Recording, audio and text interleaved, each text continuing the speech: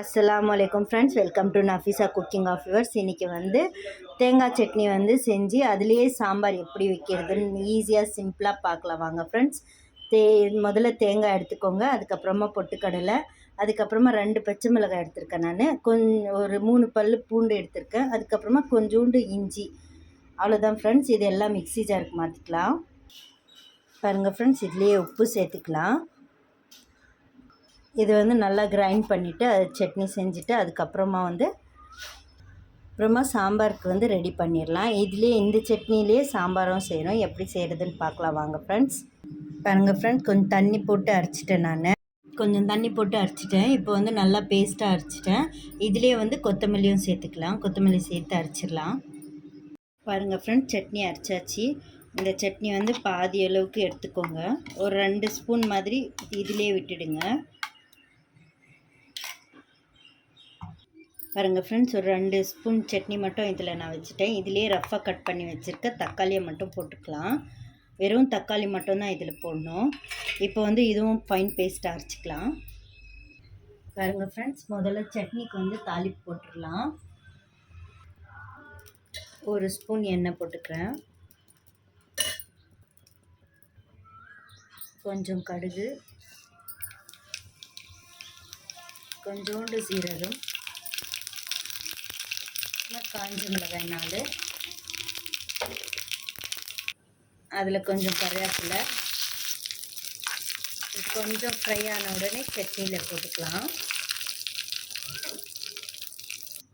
பாருங்கள் ஃப்ரெண்ட்ஸ், சட்னியில் தாளிப்பு போட்டுடலாம். மூடி போட்டுடலாம்.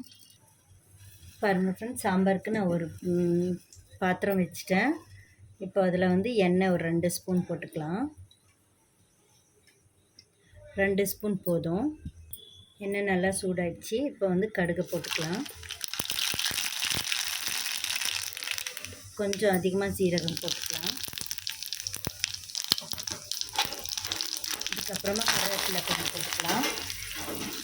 காஞ்ச மிளகாய், இதெல்லாம் நல்லா ரோஸ்ட் பண்ணிவிட்டு பாருங்கள் ஃப்ரெண்ட்ஸ், நல்லா ரோஸ்ட் ஆகிடுச்சு. இதில் நாங்கள் அரைச்சி வச்ச பேஸ்ட்டு போட்டுக்கலாம்.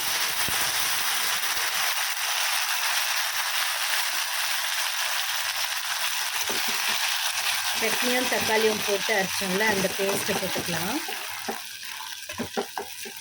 இது கொஞ்சம் ரோஸ்ட் ஆன உடனே சாம்பார் மிளகாய் தூள் போட்டுக்கலாம். ஒரு 2 ஸ்பூன், பெரிய ஸ்பூனில் 2 ஸ்பூன் போட்டிருக்கேன் நான்.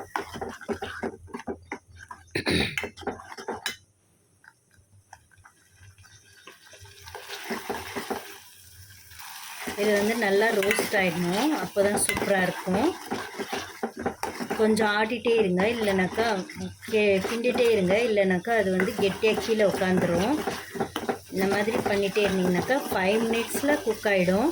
நீங்கள் இது செஞ்சு பார்த்துட்டு டேஸ்ட் பார்த்துட்டு எனக்கு கமெண்ட் பண்ணுங்கள், லைக் பண்ணுங்கள் ஃப்ரெண்ட்ஸ்.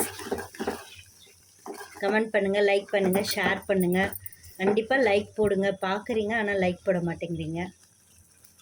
பாருங்கள் ஃப்ரெண்ட்ஸ், நல்லா எண்ணெய் பிரிஞ்சு வந்துடுச்சு.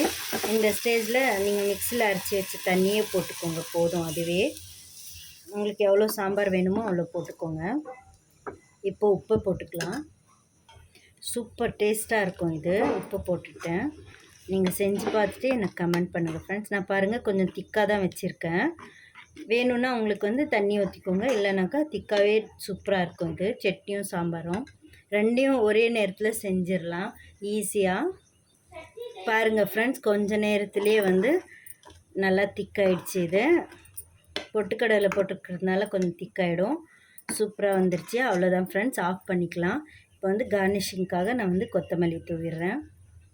அவ்வளோதான் ஃப்ரெண்ட்ஸ். அல்லாஹ் ஹஃபீஸ்.